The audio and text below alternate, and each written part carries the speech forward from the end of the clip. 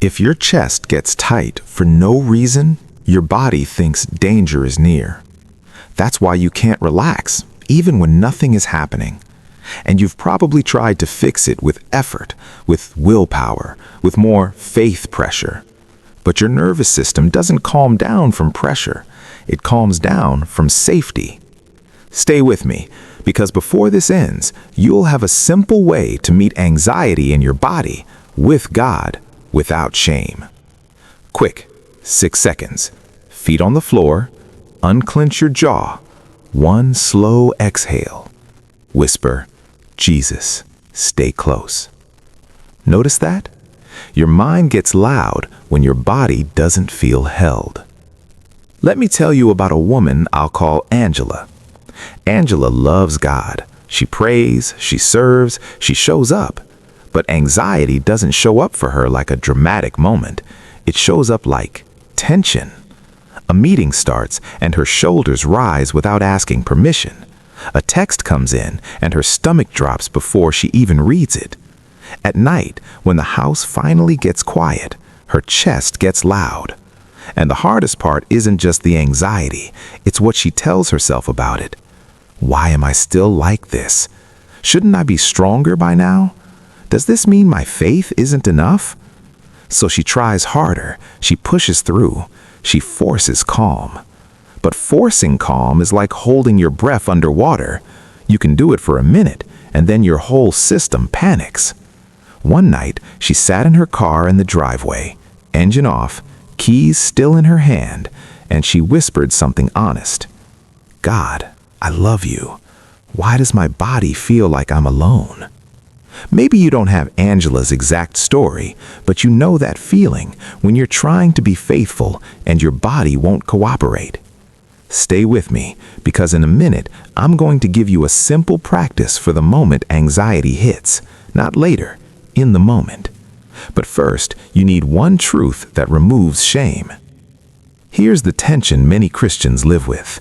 We hear, don't worry, so when worry shows up, we assume we're failing. We start fighting ourselves.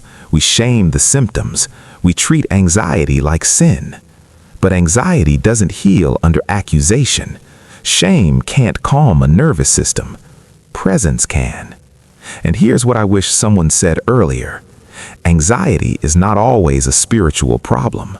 Sometimes it's a safety problem. Not because God is far, but because your body has learned to live on alert. There's a moment in Scripture that feels like it was written for this. It's Elijah, a prophet, brave, faithful.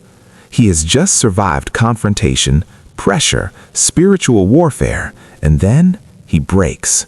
He runs into the wilderness, he collapses under a tree, and he prays the kind of prayer nobody posts online. I can't do this anymore. That's not rebellion, that's overload. Now watch what God does. God doesn't begin with a sermon. He doesn't say, Elijah, have more faith. He begins with the body. Elijah falls asleep, and an angel wakes him and says, get up and eat. Food, water, sleep again. Then again, get up and eat, because the journey is too much for you. Let that line land. The journey is too much for you. Not you're weak, not you're failing. Too much. God meets him with compassion before he meets him with direction. And later, when Elijah is finally steady enough to listen, God's voice comes.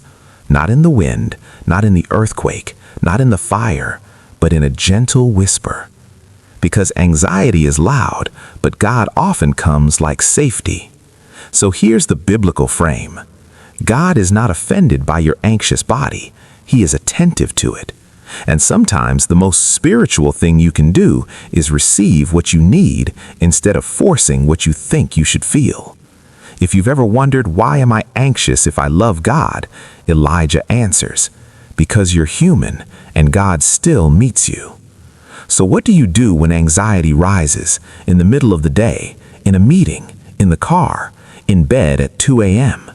Here's the practice, simple, repeatable, non-performative. Stay with me through it, because the last line is the one your soul remembers. I call it the 90-second safety reset. Not because it fixes your whole life, but because it helps your body stop screaming long enough to hear God again. Step 1. Name the body signal. Not your whole story, just the signal. My chest is tight. My throat feels closed. My stomach is dropping. My shoulders are up. When you name it, you stop becoming it. Step 2. Give your body one signal of safety. Feet grounded, jaw unclenched, shoulders drop 1 inch. Then one slow exhale, longer than the inhale. Because long exhales tell your nervous system, I am not in immediate danger. Step 3. Return to presence with one sentence. Not a speech, not a performance. One sentence. Jesus, stay close. Father, hold me. God, I'm not alone. That's it. And here's the part most people skip, but it's where your life changes. Step 4. One next right step. Not the whole future, not the whole problem. One step your body can handle. Drink water. Step outside for 60 seconds. Text one person, can you pray for me?